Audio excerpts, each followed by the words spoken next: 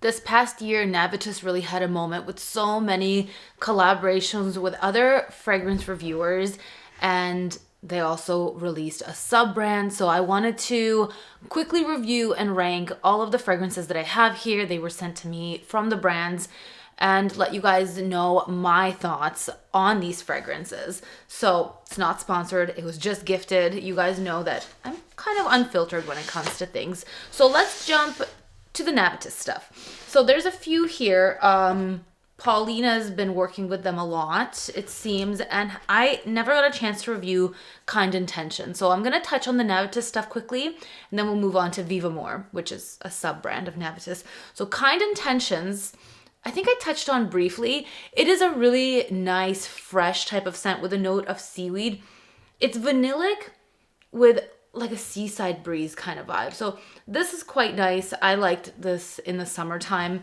Another one that she just released, and this is really nice and fluffy, is called Lost in a Dream. And this is all about a croissant, like a flaky croissant pastry.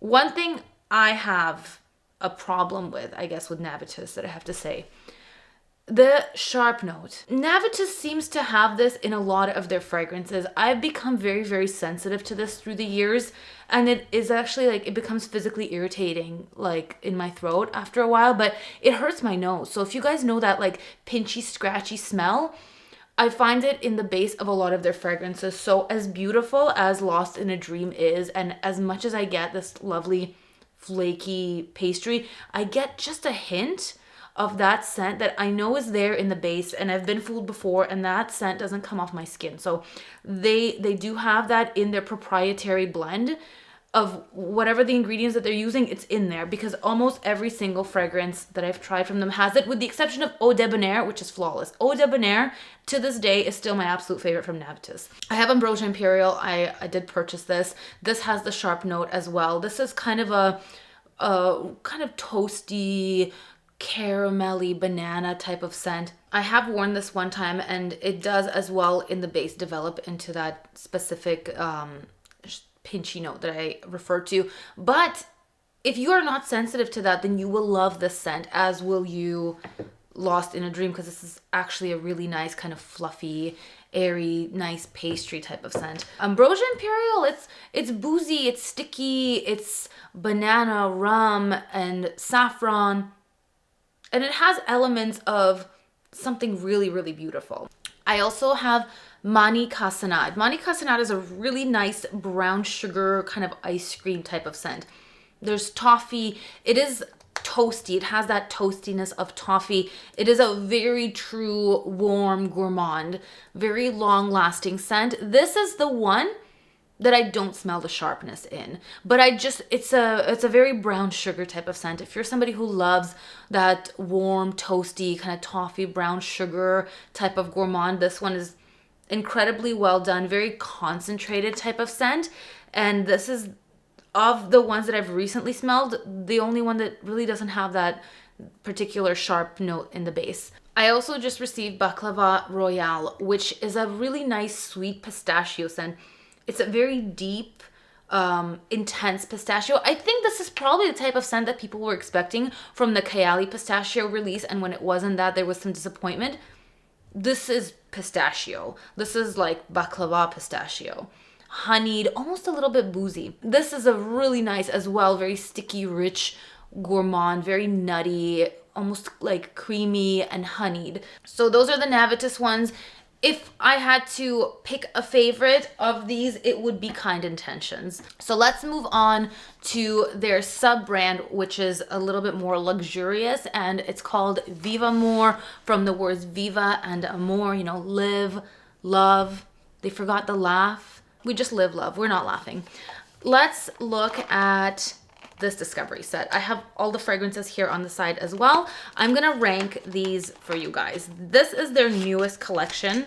I went through all of these. I went through the whole discovery set, so we're gonna kind of fly through them and rank them. We have Choco Exclusif, Caramel Pop, Dubai Reverie, Sweet Sin, and Vanilla Vice. Vanilla Vice is my favorite. These do not have the sharp note except for Dubai Reverie. Vanilla Vice really is amazing.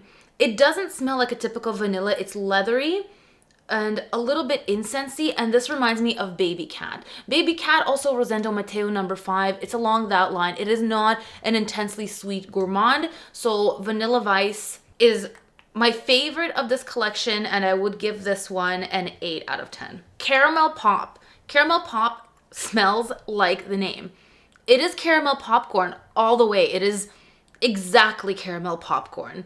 If you love a popcorn note, I don't think I've ever smelled a truer popcorn note. It's too sweet for me, but I really appreciate what they've done. This one I'm gonna rank as my second favorite, and I'm gonna give it a 7.5 out of 10. Sweet Sin is a sticky apricot type of scent.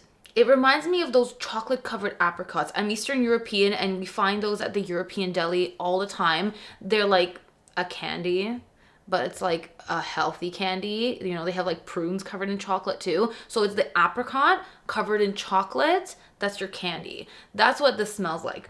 It's a sticky, sweet, chocolate encrusted apricot. It's still very delicious. Also, the apricot paste that you can get from the Persian store, that kind of like apricot, very, very similar type of apricot scent. And here, I do really like this, but again, very indulgent, very decadent. I'm gonna also give this a 7.5. It's probably about on the same spot as Caramel Pop. Maybe I'll give Caramel Pop a 1-up because of that very unique popcorn note. And then Choco Exclusif.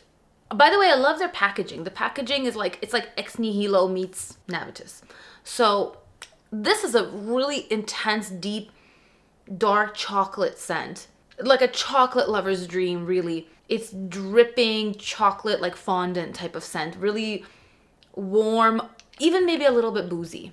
There's a note of coffee in here. It comes through a little bit, and they list even maple syrup in the base. Very ooey gooey chocolate lovers, decadent, rich, like all of those. That's what the brand is about. I'm understanding that's their like, that's their build, you know, like they're about decadence. So this one, it's a great scent. Like as a scent, it's a great scent. I'm gonna also give it a 7, and because it's just so rich and chocolatey. Dubai Reverie, this was the one that I struggled with. This to me, it has that sharpness, and so I don't think I'm qualified to review this one because I can't get past it. I can't identify the rest of the fragrance. Okay, I'm gonna try one more time. I'm gonna give it a try. This has a freshness, but I'm scared of it because I smell a little bit in the base. Something could go south. It's the freshest of all of them, and if I wasn't scared of that background note, I would have no problem with this at all. Definitely, I get a lot of ginger. The notes confuse me because they're supposed to be like lychee, blackcurrant, vanilla ice cream. But I'm getting mostly like ginger and vetiver. Of all of them, I would say that Dubai Reverie is the most masculine and the least gourmand. So my favorite is all the way Vanilla Vice by a long shot. Like I highly recommend this one if you love Baby Cat and that type of scent. Like very luxurious smelling and not vanilla dominant. Now, I want to fly through the Discovery set of the main collection. There was one standout for me, and I want to touch on that.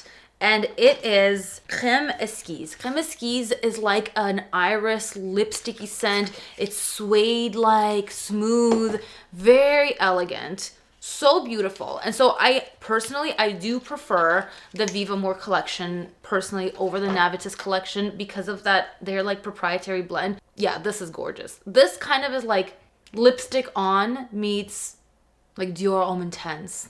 This is perfectly unisex. I think would be super sexy on men, especially if you love that Dior Homme DNA. I love this. This is 10 out of 10 for me and my favorite from the entire collection. So I took notes yesterday. Let me give you a quick rundown. I also really liked Addiction Absolue, but for the reason that it reminded me of my doctor's office. In a weird way, I find it comforting, and it kind of smells like not like a doctor's office in a weird way, like kind of the smell of gauze, but also it's good. Like it smells really good.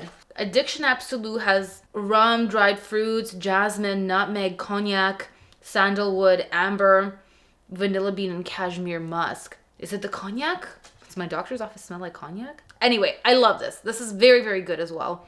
This is a 9 for me. I know it's a weird thing to say that it smells like my doctor's office, but it's not. It's like there's some particular nostalgic, comforting scent in here. Not like a sterile, weird, like scent. No, like it's very, very nice. So of the whole Vivamor collection, it would be Crème Esquisse #1. So that's a 10 out of 10 from this collection. A 9 out of 10 would be Addiction Absolue. And then I think I gave Vanilla Vice an 8.5. Those are my top 3 from the Vivamor collection. And I would personally wear those ones. So I hope you guys found this helpful. A quick rundown of everything. And yeah, any questions or whatever, leave me a comment down below. I do my best to get back to everybody. And thank you guys so much for watching. I'll see you guys in the next one. Bye.